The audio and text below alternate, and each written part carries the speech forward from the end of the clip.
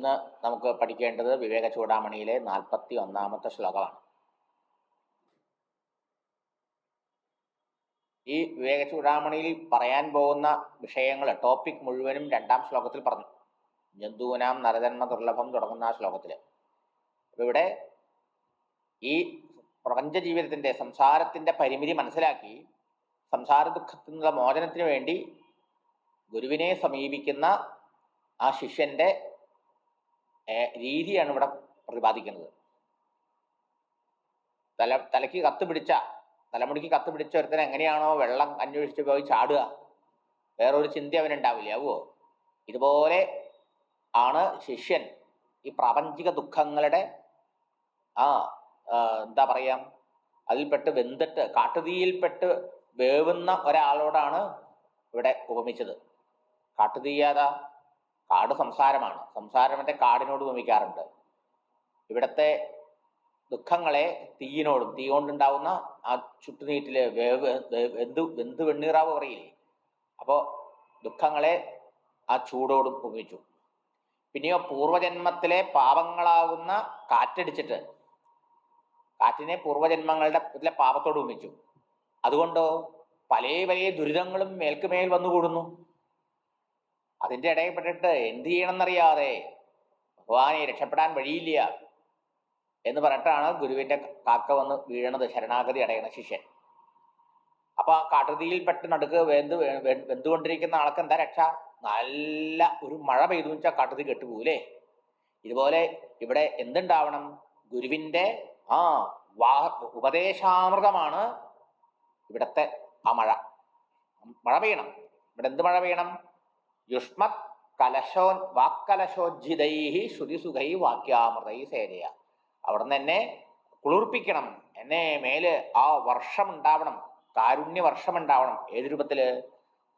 അങ്ങയുടെ വാക്യാമൃതം കൊണ്ട്, ഉപദേശാമൃതം കൊണ്ട്. അതെങ്ങനെയുള്ളതാണ്? ബ്രഹ്മാനന്ദ രസാനുഭൂതിയിൽ മുക്കിയെടുത്തതാണ് അങ്ങയുടെ വാക്കുകൾ. പരമാനന്ദ സ്വരൂപനായ ഭഗവാനെ സാക്ഷാത്കരിച്ച് ആ ആനന്ദത്തിന്റെ നിറവിൽ നിന്ന് കവിഞ്ഞൊഴുകുന്നതായ വാക്കുകൾ. അത് കേൾക്കുമ്പോൾ തന്നെ മനസ്സിന് കുളിർമയുണ്ടാവണു, പരിശുദ്ധി ഉണ്ടാവണു, ശരീരത്തിലെ എല്ലാ ക്ലേശങ്ങളും മാറണു. അങ്ങനെയുള്ള ആ വാക്കുകൾ ശ്രുതി കേൾക്കാൻ സുഖമുള്ളതാണ്, മാത്രമല്ല വേദസാരമായ വാക്കുകളാണ് അങ്ങ് പറയുക. അങ്ങനെയുള്ള വാക്കുകളെ കൊണ്ട് തന്നെ ആശ്വസിപ്പിക്കണം എന്നാണ് പറയുന്നത്. അങ്ങനെയുള്ള അവിടുത്തെ കൃപാ കടാക്ഷം അല്പമെങ്കിലും ഏൽക്കാൻ ഇടവന്നാൽ അവൻ ഭാഗ്യശാലിയായി, അവൻ ധന്യനായി. പാത്രീകൃത സ്വീകൃത എന്നുള്ള മറ്റൊരർത്ഥം, അങ്ങയുടെ കാരുണ്യ ഏൽക്കാൻ അല്പമെങ്കിലും ഭാഗ്യമുണ്ടായിട്ട് അങ്ങനെയുള്ള ഒരു ഗുരുനാഥന്റെ, ഒരു മഹാത്മാവിന്റെ സംരക്ഷണത്തിൽ പെട്ടുകഴിഞ്ഞ ആൾക്കാർ ധന്യരാണ്. ഒരു ഗുരുദേവൻ പറഞ്ഞൊരു വാക്കപ്പ് എനിക്ക് ഓർമ്മ വരിക. ആ മഹാത്മാവിന്റെ കൃപ ഒരു കുട പോലെയാ. ആ കുടയ്ക്കകത്ത് ചേർന്ന് നിന്നാലോ മഴയും വെയിലൊന്നും കൊള്ളൂല, അല്ലേ? നമ്മൾ അതിന് അകന്നു പോയാലോ as long as you are under my umbrella, my protection will be there എന്നാണ് ഗുരുദേവൻ പറഞ്ഞത്. എന്താ വാക്കിന്റെ അർത്ഥം? അതെങ്ങനെയത്? മഹാത്മാവ് ചില ആൾക്കാർക്ക് മാത്രം അനുഗ്രഹം ചെക്ക് കൊടുക്കാണ്ടിരിക്കാൻ പറ്റുമോ? ഇല്ല.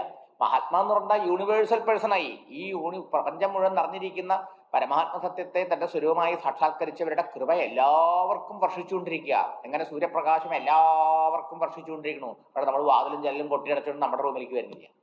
അപ്പൊ ഈ മഹാത്മാവിന്റെ ഗുരുവിന്റെ കൃപ നമുക്ക് കിട്ടണമെങ്കിൽ, എടുക്കണമെങ്കിൽ, കൊട്ടുകയല്ല, അത് കൊടുത്തുകൊണ്ടേയിരിക്കും. ഇങ്ങനെ നമുക്ക് എടുക്കണമെങ്കിൽ നമ്മള് ആ ശ്രദ്ധാഭക്തി, സമർപ്പണ സേവന ഭാവത്തോടെ നമ്മുടെ മനസ്സ് അതിന് പാകമാവണം, സജ്ജമാണ്. ശ്രീരാമകൃഷ്ണദേവൻ പറയാറുണ്ട്, പണ്ടൊക്കെ ഈ പായക്കപ്പലാണ്. അപ്പോ കാറ്റ് വീശുന്ന സമയത്ത് ആ പായ നിർത്തി കിട്ടണം. അപ്പോഴാണല്ലോ ആ കാറ്റ് പിടിച്ചിട്ട് വള്ളത്തെ കൊണ്ടുപോകാൻ പറ്റുക. അതെ. അപ്പോൾ ഈശ്വരാനുഗ്രഹമാവുന്ന, ഗുരു അനുഗ്രഹമാവുന്ന കാറ്റ് സർവ്വതാ വീശിക്കൊണ്ടിരിക്കണു. നിങ്ങളുടെ ആ പായ നിങ്ങൾ ചുരുട്ടി കെട്ടി വെച്ചിരിക്കുക, അതൊന്ന് നിർത്തി കെട്ടുക. മനസ്സിലായോ? ശ്രദ്ധ ഭക്തി വിശ്വാസങ്ങളാവുന്ന ആ പായ നിർത്തി കെട്ടണം. നിർത്തി നോക്കുമ്പോഴാ അതൊക്കെ ഓട്ടയായി പോയി, ഇങ്ങനെ പടക്കി വെച്ചിട്ടേ അപ്പോൾ കാറ്റ് പിടിക്കരുത്. ഇതാണ് നമ്മുടെ സ്ഥിതി. എന്തുകൊണ്ടാണ് മഹാത്മാക്കളില്ലാണ്ട് ഗുരുക്കന്മാരില്ലാണ്ടല്ല, നമ്മളവരടുത്ത് പോകാണ്ടല്ല, നമ്മളിലാണ് പക്വത വരാത്തത്. നമുക്ക് സജ്ജമായിട്ടില്ല പാത്രം. പാകമാവാട്ട പാത്രം നല്ലോണം തേക്കാതെ ആ പാത്രത്തിൽ പാല് വാങ്ങി വെച്ച് കാച്ചി വെച്ചാൽ എന്താവും? പാല് കേടുവന്ന് പോവും. പാൽക്കാരനെയും പാലിനെയും കുറ്റം പറഞ്ഞിട്ട് കാര്യമില്ല, പാത്രത്തിന്റെ ദോഷ അല്ലേ. ഇവിടെ പാത്രത കൈവരിക്കണം. ഇതാണ് ഈ അർഹത എന്ന് പറയുന്നത്. ഇതാണ് ക്വാളിഫിക്കേഷൻ എന്ന് പറയുന്നത്. ഇതിനെയാണ് സാധന സൃഷ്ടയ സമ്പത്തി എന്നൊക്കെ മുൻ ശ്ലോകത്തിൽ പറഞ്ഞത്. ഇപ്പോൾ ആദ്യം അങ്ങനെ നമ്മൾ കേൾക്കുമ്പോൾ അതൊരു അബ്സ്ട്രാക്റ്റ് ആയിട്ട് ഡ്രൈ ആയി തോന്നും. പക്ഷെ ഇവിടെ വരുമ്പോഴാണ് നമുക്കിത് മനസ്സിലാവുക എന്നർത്ഥം. മഹാത്മാക്കൾ ഇന്നുണ്ട്. ഇതുപോലെ നമ്മളെ അനുഗ്രഹിച്ചുകൊണ്ട് കരുണ്യം ചൊരിഞ്ഞുകൊണ്ടിരിക്കുന്ന ഈശ്വര സാക്ഷാത്കാരം നേടി മഹാത്മാക്കൾക്ക് ഒരു പഞ്ഞുമില്ല, ദൗർലഭ്യമില്ല. നമുക്ക് കാണാൻ പറ്റണ്ടേ, നമ്മൾ അനുഭവമുണ്ടല്ലോ, അനുഭവിക്കണ്ടല്ലോ. പക്ഷെ എല്ലാവരും ഇപ്പൊ ഞാൻ പറയാം, ഇതൊരു മഹാത്മാവെന്ന് നിങ്ങളെ കൂട്ടിയിട്ട് പോയി നിൽക്കട്ടെ, നിങ്ങൾക്ക് അവിടെ ചെല്ലുമ്പോൾ തോന്നണമെന്നില്ല. എന്താ കാരണം? അത് എൻ്റെ മനസ്സിന്റെ ഭാവമാണത്. മനസ്സിലായില്ലേ? ആ പോണ ആളുടെ മനസ്സിന്റെ ശ്രദ്ധാഭക്തി വിശ്വാസങ്ങൾക്കനുസരിച്ചാണ് അതിരിക്കുക. ആ സമർപ്പണാവധി ഭാവങ്ങൾക്കനുസരിച്ചിരിക്കണം. അപ്പൊ ഇവിടെ ഗുരുനാഥനോട് തൻ്റെ തീവ്ര മുമുക്ഷുത്വത്തെ പ്രകാശിപ്പിച്ചു. കൃപ എന്നെ അനുഗ്രഹിക്കൂ എന്ന്. പിന്നീട് 40ാമത്തെ ശ്ലോകത്തിൽ പറഞ്ഞു, ഞാനിപ്പോ ഒരു കടലിലാണ്, ഞാനൊരു കടലിൽ വീണിരിക്കുക. അങ്ങാണെങ്കിൽ അങ്ങും വേറൊരു കടലാണ് പറഞ്ഞു. അവൻ അവിടുന്ന് കരുണാസിന്ധുവാണ്, ഞാൻ ഭവസിന്ധുവിൽ വീണ് കിടക്കുക. അല്ലേ? കഥം തരേയം ഭവസിന്ധും ഏതം ഏതം ഭവസിന്ധും കഥം തരേയം. ഈ സംസാര സാഗരത്തെ എങ്ങനെ എനിക്ക് കടക്കാൻ കഴിയാം? കാവാഗതിർമേ, എന്താണ് എൻ്റെ ലക്ഷ്യം? ആ തുറമുഖം ഏതാണ്? ആ സുരക്ഷിതമായ തുറമുഖത്തിലേക്ക് എങ്ങനെ എത്താൻ കഴിയും? അല്ല അത് കഥമോസ്ത്യുപായ, അതിന് വല്ല ഉപായമുണ്ടോ, വഴിയുണ്ടോ? അല്ല ഇവിടെ തന്നെ ഈ കടലിൽ കിടന്ന് വെള്ളം കുടിച്ച് ചാവണ ഒരാളെ മാതിരി കാമാ ഗതി കാവാ ഗതി മേ ഗതി വാ, എന്താ എൻ്റെ ഗതി എന്താവും? എനിക്ക് സദ്ഗതി കിട്ടുമോ, അതോ എനിക്ക് ദുർഗതി ഉണ്ടാവുമോ? എൻ്റെ ഗതി എന്താവും? എൻ്റെ അവസ്ഥ എന്താവും? അല്ലെ, കടലിലൊരാള് വീണൊരാളെ ഒരു ഹെലികോപ്റ്ററോ ആരെങ്കിലും വന്ന് പൊക്കി എടുത്തുകൊണ്ടേ രക്ഷിച്ചില്ലെങ്കിൽ അയാളുടെ ഗതി എന്താവും? വെള്ളത്തിൽ കിടന്ന് ചാവില്ല തന്നെ അല്ലേ? ഇതുപോലെ ഈ സംസാര ദുഃഖങ്ങൾ അനുഭവിച്ച് ഇങ്ങനെ ചാവാൻ തന്നെയോ എൻ്റെ വിധി, എൻ്റെ ഗതി ഇതാവുമോ? എൻ്റെ ഗതി എന്താവും? അപ്പൊ ആ ചോദിക്കലില് ആ ശിഷ്യന്റെ തീവ്രത പ്രകടമാണ് അല്ലേ. എങ്ങനെയെങ്കിലും എനിക്ക് ഇതൊന്ന് പുറത്തു കിടക്കണം, ഈ പരിമിതികളിൽ നിന്നും ദുഃഖങ്ങളിൽ നിന്നും എന്നെ എന്താ പറയാ, എൻ്റെ ദേഹേന്ദ്രിയ മനോബുദ്ധിയാദികളെ മുഴുവനും തളർത്തിക്കളയുന്ന, എന്നെ ചുറ്റുനീട്ടിക്കൊണ്ടിരിക്കുന്ന ഈ വിഷമങ്ങളിൽ നിന്ന് എനിക്ക് പുറത്തു കിടക്കണം എന്ന കലശലായ മോഹന്റെ നഷ്ടം. എന്നിട്ട് പറയാണ്, ജാനേന കിഞ്ചിൽ ഓരോ അങ്ങയ്ക്ക് എല്ലാം അറിയാം, എനിക്ക് ഒന്നും ഒരു ചുക്കും അറിയില്ല. എനിക്ക് ഈ സംസാരത്തിൽ നിന്നും എൻ്റെ ദുഃഖത്തിൽ നിന്നും വിഷമങ്ങളിൽ നിന്നും എങ്ങനെ രക്ഷപ്പെടാൻ കഴിയുമെന്ന് എനിക്കറിയില്ല. ശരീരത്തിൽ അസുഖം വന്ന് വേറൊരു ഡോക്ടറെ അടുത്ത് പോയാൽ ഡോക്ടർക്ക് ആ ശരീരത്തിന് ചികിത്സിക്കാൻ പറ്റും. പക്ഷെ സംസാര രോഗത്തെ ചികിത്സിക്കാൻ ഈ മഹാത്മാക്കൾക്കേ പറ്റുള്ളൂ. അതേ സംബന്ധിച്ച് അജ്ഞാനത്തിൽ നിന്നും അതുകൊണ്ട് അനുഭവിക്കുന്ന ഈ ദുഃഖങ്ങളിൽ നിന്നും എങ്ങനെ പുറത്തു കിടക്കണം എന്ന് എനിക്കറിയില്ല. നമുക്കാരെങ്കിലും അറിയോ? ശ്രദ്ധിക്കൂ, നമുക്ക് പണമുണ്ട്, പ്രാപുണ്ട്, താനുണ്ട്, മാനുണ്ട്, എല്ലാം ഉണ്ട്. പക്ഷെ ദുഃഖത്തെ അതിവർത്തിക്കാൻ ഇതുകൊണ്ട് പറ്റണ്ടോ? ആർക്കാ നിശ്ചയമില്ലാത്തത്? നമ്മള് ഇഗ്നോറൻസിലാണ്. നമ്മളൊക്കെ ഒന്നും അറിയില്ല. നമ്മൾ വെറുതെ പലതും പഠിച്ചു, പലതും അറിയാന്നുള്ള അഭിമാനം മാത്രമേ ഉള്ളൂ. മനസ്സിലായില്ലേ? ഒരുപക്ഷെ ശാസ്ത്രം പഠിച്ചവർക്ക് പോലും ഞാൻ വലിയ പണ്ഡിതനാണ്, വിദ്വാനാണെന്നുള്ള തരക്കാരുണ്ടാവും, അത്രേ ഉള്ളൂ. പക്ഷെ സ്വയം സാക്ഷാത്കാരം നേടാത്തവൻ, ഈ അജ്ഞാനത്തിന്റെ മറുകര കടക്കാത്തവൻ, ഈ ദുഃഖത്തിനെയും പൂർണ്ണമായി നിർത്തിച്ച് ആ പരമാനന്ദം അനുഭവിക്കാത്തവനെ സംബന്ധിച്ചിടത്തോളം അവന്റെ ശാസ്ത്ര പാണ്ഡിത്യം പോലൊരു ഭാരല്ലേ. അപ്പൊ എന്താ അവനറിയാം? അറിയില്ല. അതുകൊണ്ട് പറയാം, ഇത് ഒന്നും അറിയില്ല എന്ന് പറഞ്ഞ സത്യ കഥ. ജാനേ എന്നെ കിഞ്ചിത്. അതുകൊണ്ട് ഭഗവാനെ ഗുരു കൃപയാവാം, അങ്ങ് എന്നോടുള്ള കൃപ കൊണ്ട് എന്നെ രക്ഷിക്കൂ, സംസാര ദുഃഖം, എൻ്റെ സംസാര ദുഃഖത്തെ നശിപ്പിക്കൂ എന്ന് പറഞ്ഞ് തന്നെ ശരണമടഞ്ഞ ആ ഗുരുവിനെ ആ ഗുരു എന്ത് ചെയ്യും എന്നാണ് അടുത്ത ശ്ലോകത്തിൽ പറയുന്നത്. ആ ശിഷ്യനെ എങ്ങനെയാണ് ഗുരു ആശ്വസിപ്പിക്കുന്നത് എന്ന് പറയാം നാടകീയമായിട്ട്. അപ്പൊ ശരണാഗതിയാണ് ഇവിടെ പറഞ്ഞത്. ശരണാഗതി അടഞ്ഞാൽ ഉടനെ എന്തുണ്ടാവും? അഭയപ്രദാനം ഉണ്ടാവും. അടുത്ത 2 ശ്ലോകങ്ങളിൽ അഭയപ്രദാനം ചെയ്യുക ശിഷ്യന്. ഭഗവാനെ ശരണമടഞ്ഞാലും തന്നെയാണ്. രാമായണത്തിൽ നമുക്ക് കാണാം, രാമൻ ലങ്കയിലേക്ക് ചിറകെട്ടി ചിറകെട്ടുന്ന സമയത്ത് ചന്ദ്രവാസം കൊണ്ട് ചേട്ടന് നല്ല വാക്കുകൾ ഉപദേശിച്ച വിഭീഷണനെ കൊല്ലാൻ വേണ്ടി പുറപ്പെട്ടു രാവണൻ. ഉടനെ വിഭീഷൺ ശരണാഗതി നടത്തി ഭഗവാന്റെ കാൽക്കലല്ലേ. ഓരോരുത്തരോടും ചോദിച്ചു അഭിപ്രായം, എന്താ അഭിപ്രായം? അസമയത്ത് വന്നിരിക്കുകയാണ്, അതുകൊണ്ട് വിശ്വസിക്കാൻ പാടില്ല ചില. മായാവിയാണ് അസുരന്മാര്, രാക്ഷസന്മാര്, അതുകൊണ്ട് പറ്റിക്കാൻ വരെയാവും, എന്നിട്ട് നിങ്ങളെ ചതിക്കുന്നു വേറെ ചിലര് അല്ലേ. ഇങ്ങനെ ഓരോരുത്തർ അവരവരുടെ സ്വഭാവത്തിനനുസരിച്ചുള്ള അഭിപ്രായം പറഞ്ഞില്ലേ. ജാമ്പവാൻ ഒരു പറഞ്ഞു, ഇയാളെ ഒരു ഭക്തനാണെന്ന് അല്ലേ. ഹനുമാൻജിയോട് വെച്ചു. ഹനുമാൻജി പറഞ്ഞു, അവിടെ ഇപ്പോൾ കണ്ടതാ ഉത്തമ ഭക്തനാ, അവിടുത്തെ ഉത്തമ ഭക്തനാണ് അവിടുന്ന് ഭീഷണെന്ന്. അപ്പോൾ ഭഗവാൻ എന്താ പറഞ്ഞത്? ഭഗവാൻ ശരണമടഞ്ഞ ആളോട് ഭഗവാൻ എന്താണ് ഭഗവാന്റെ സമീപന രീതി, ഭഗവാന്റെ നയം എന്താ, നയപ്രഖ്യാപനം നടത്തൂലേ. ഈ എന്താ പറയാ, പാർലമെന്റൊക്കെ സ്റ്റാർട്ട് ചെയ്യുന്ന നയപ്രഖ്യാപനം നടത്തും. ഇവിടെ നയപ്രഖ്യാപനം, ഭഗവാൻ നയപ്രഖ്യാപനം പലയിടത്തും ചെയ്തിട്ടുണ്ട്. രാമായണത്തിൽ ശ്രീരാമനായി അവതരിച്ച ഭഗവാന്റെ പ്രഖ്യാപനം എന്താ? നയപ്രഖ്യാപനം. സഹൃദേവ പ്രപന്നായ തവ അസ്മീതി ജയാചതേ അഭയം സർവഭൂതേഭ്യോ ദദാമി ഏതത് വ്രതം മമാം. എന്താ പറഞ്ഞത്? സഹൃദേവ, ഒറ്റ പ്രാവശ്യം ഭഗവാനെ ഞാൻ അങ്ങയുടെയാണ് എന്ന് പറഞ്ഞ് എന്നെ ആശ്രയിച്ചാൽ ആ ജീവന് അഭയം സർവഭൂതേഭ്യ, മനുഷ്യനെന്ന് മാത്രമല്ല പറഞ്ഞത്, ആ ജീവജാലങ്ങൾക്ക് മുഴുവനും അഭയം കൊടുക്കും ഞാൻ. ഇതെന്റെ വ്രതമാണ്. നമ്മളൊക്കെ വ്രതാനുഷ്ഠാനങ്ങൾ വ്രതം അനുഷ്ഠിക്കാറുണ്ടല്ലേ. നമ്മളൊക്കെ വ്രതം അനുഷ്ഠിക്കണം ഭഗവാനെ കിട്ടാനാ അല്ലേ, ഇല്ലെങ്കിൽ എന്തെങ്കിലും ഭൗതിക കാര്യം സാധിക്കാൻ. പക്ഷെ ഭഗവാൻ വ്രതം അനുഷ്ഠിക്കണോ? ഭഗവാൻ ഒരു വ്രതം ഉണ്ട് അത്രേ, അതറിയോ നമുക്ക്?